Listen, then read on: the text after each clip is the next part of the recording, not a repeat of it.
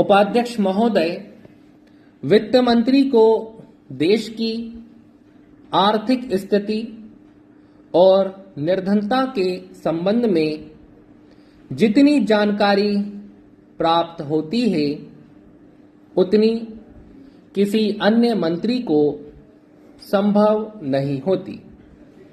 Budget बनाते समय वैसे तो बजट में आय व्यय का ब्यौरा होता ही है, लेकिन मूल रूप में देश की आर्थिक नीतियों में किस प्रकार का परिवर्तन हो तथा किस मार्ग पर वह देश को चलाना चाहते हैं, सरकार का लक्ष्य क्या है, इन सब नीतियों का बजट में विवरण होता है।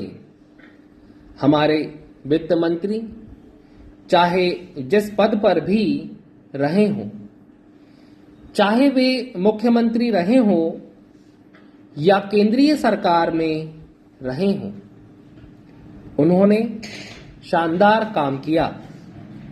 जिस समय उन्होंने बजट प्रस्तुत किया उस समय देश को और विशेष रूप से गरीबों को उनसे बहुत सी आशाएं थीं। देश में लगभग 6 लाख गांव हैं, उनमें जो बेरोजगारी है, गरीबी है, उसके संबंध में देश की जनता को उनसे बड़ी आशाएं थीं और जनता देखना चाहती थी कि इस अवसर पर सरकारी नीतियों के द्वारा देश को वे क्या मार्गदर्शन देना चाहते हैं। इस दृष्टि से 3 महत्वपूर्ण बातें इस समय देश के सामने थीं। देश का आर्थिक विकास तेजी से हो, अधिक लोगों को काम मिल सके और मूल्यों में स्थिरता आए। जहां तक इन 3 उद्देश्यों का संबंध है, हमने देखा कि उस ओर कुछ प्रयत्न हुए हैं।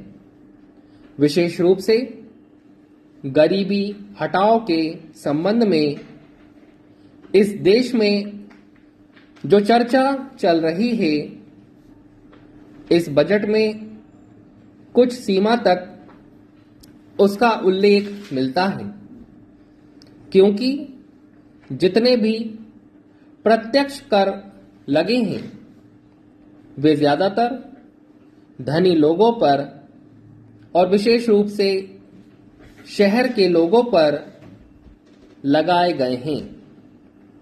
इस तरह से जो एक प्रकार की आर्थिक असमानता हमारे देश में चल रही है, उसको दूर करने का प्रयत्न अवश्य किया गया है।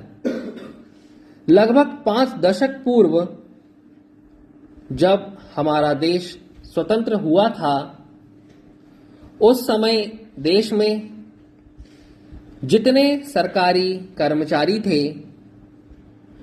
वे ऐसा समझ बैठे थे कि अब तक देश में जिस तरह से अंग्रेजों का प्रशासन चल रहा था उस तरह से काम नहीं चलेगा, क्योंकि कांग्रेस के जो नए लोग आए थे, जो मंत्री बने थे, वे लोग धन के मामले में त्यागी आदमी हैं।